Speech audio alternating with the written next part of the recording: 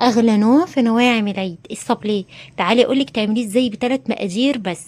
على طول كده تلاقيه في المحلات غالي جدا جدا. تعالي اقولك على اسهل طريقه ليه وبثلاث مكونات بس هتقدري تعمليه.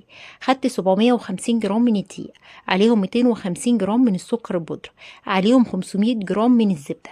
انا مش هحتاج اكتر من كده، وهديله ريحه الفانيليا، مفيش فيه بيض ابدا، الفانيليا بس عشان تديله ريحه حلوه جدا. ميزه الصابليه ان انا مش محتاجه ان انا اعجن الزبده لوحدها وبعدين احط السكر يبقوا كريمه.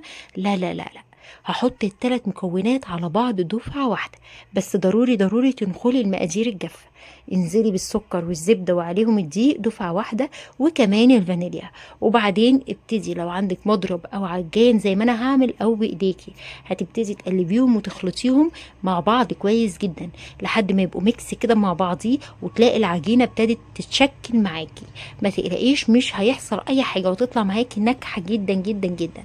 حطيت الكف وشغلته كده زي ما انتوا شايفين لحد ما العجينه ابتدت تلم. في الاول بتبان معاكي انها مفروله، بعد كده بتلم معاكي وبتبقى تحفه وناعمه قوي.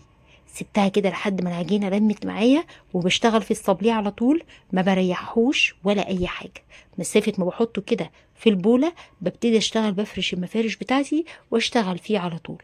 تعالي بصي العجينه بتاعتي بقت عامله ازاي. بصي ما تمسكيها كده في ايديكي، ناعمه قوي قوي قوي وتحفه، مقاديرها مظبوطه مليون المية. هنا بقى هبتدي احضر المفارش بتاعتنا زي ما اتفقنا، ونحط رشه دقيق بسيطه. رشه الدقيق دي يعني بتساعدني جدا ان قطع السابليه تطلع متساويه وتطلع بسهوله من على المفرش، لان فيها نسبه زبده كبيره، فممكن تلزق معايا في المفرش وانت بتطلعيها تتقطع وتاخد منك وقت ومجهود على الفاضي. فبحط رشه الدقيق وبالنشابه وابتدي افردها. يعني ما تزوديش كده عن ربع سنتي، نص سنتي، ما تزوديش قوي، عشان لما تنفش معاكي في الفرن الى جانب ان الصابليه اتنين بيلزقوا في بعض ما تبقاش القطعه كبيره جدا. هنا معايا شويه قطاعات، على فكرة رخيصة جدا، تقريبا الاتنين ب5 حاجة زي كده. فجبتها وهبتدي اقطع بيها الصابليه بتاعنا، اي اشكال بقى تلاقيها وتفضليها هتبتدي تقطعي بيها وتحطي في الصاج زي ما انت شايفة. ممكن تسحبي جامد كده زي ما انت شايفة تطلع معاكي القطعة وتحطيها في الصاج، وممكن تقطعي بخفة وتلمي العجين من حواليها، يعني الطريقة اللي تناسبك تقدري تعمليها. الصاج بتاعي مدهون للمرة الأولى بس، نقطة زيت بسيطة جدا جدا جدا مش كتيرة، وبعد كده ما بيدهنش. خلاص هفرد قطعة كمان، وجبت قطعة تانية على شكل بطة تقريبا، يعني كذا شكل كده حلوين، وهبتدي ان انا اقطع بالطريقة دي واحطهم في الصاج وادخلهم الفرن على درجة حرارة 140 بالكتير. ما بشغلش شواية، بسيبه لحد ما يحمر. هنا معايا قوالب السابليه او الطرد، هبتدي ان انا اضغط كويس جدا، تسكنيها كويس جدا جدا في قلب القالب، ويا ريت لو تشكشكيها كده بشوكة كمان. وعايز اقولك بيطلع بسهولة جدا، مجرد ما بتستوي وتقلبيه بيطلع منها بكل سهولة من غير ما تدهني القوالب اي حاجة. هدخلهم برضو الفرن على درجة حرارة 140، بحطهم على الرف اللي فوق واسيبهم براحتهم. ده الصاج الاولاني كده ابتدى يحمر معايا، وعملت شكل كمان كده، يعني كأنه شخص كده زي ما انتوا شايفين. بقطعه برضو الشكل ده الولاد بيحبوه جدا، وقلوب ودواير، يعني شكلي براحتك خالص. خلصت كل الكمية، جينا بقى لفترة التزويق والتزيين بتاعنا. حضرت بقى هنا نوتيلا ومربى اللي تحبيه، تبتدي تلزقي بيه كل قطعتين شبه بعض على بعض كده، نقطة بسيطة كده من النوتيلا، وبضغط عليهم بلزق كل الكمية دفعة واحدة.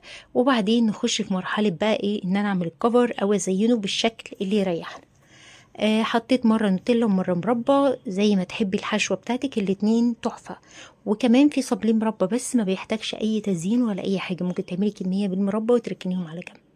هدخل الميكرويف شوكولاته بيضه وشوكولاته غامقه او على حمام ميه زي ما تحبي، وابتدي انزل كده اغطس القطعه في الشوكولاته البيضه وارفعها على كيس بلاستيك.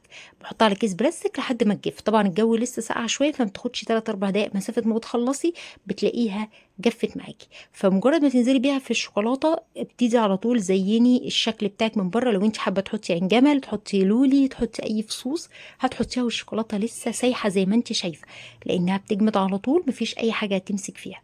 فانا حطيت شويه كده في الشوكولاته، وبعدين ابتديت ازين بقى بمكسرات، باي حاجه بقى متواجده عندي، فرماسيل، اي حاجه موجوده في البيت ابتديت ازين بيها ولسه الشوكولاته سايحه كده. حطيت شويه مكسرات كان عندي من رمضان لسه باقيين يعني لحد دلوقتي، وابتديت ازين كده بفصوص اللولي اللي هي بتاعت الغريبه، ويعني اي اشكال تحبيها. عملت شويه بالشوكولاته البيضاء، وهنعمل شويه بقى بالشوكولاته الدارك. وهنا قوالب التورت او الصابليه ابتديت اصب في النص كده باي شكل عشوائي شويه شوكولاته، وبرضه هزينها من الاطراف بشوكولاته تانية. يعني في النهايه التزويق ده حريه شخصيه كل واحد والشكل اللي يحبه. حطيت في كورنيه حتة شوكولاتة كده دارك، ودوبتها برضو في الميكروويف أو على حمام مية، وابتديت أزين بيها القطع بتاعة الشوكولاتة البيضاء، أكسر بس اللون كده. وبرضو هعمل بالعكس في الشوكولاتة السوداء، يعني نفس الطريقة، هنا عكس ده وهنا عكس ده، وده هتشوفوه معايا برضو في نهاية الفيديو.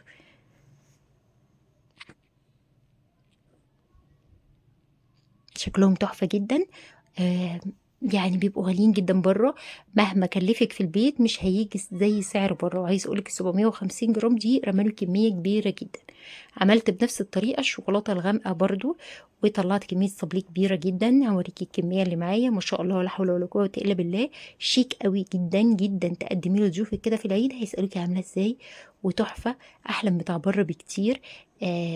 كفاية ان هو بايديكي، وناعمة وجميلة جدا بسكوتة الصابلي من جوه. والتارت كمان جربوه بالطريقة دي، متأكدة ان هيعجبكم جدا. بصوا بقى ما شاء الله الكمية اللي رماها معايا، ما شاء الله ولا حول ولا قوة الا بالله.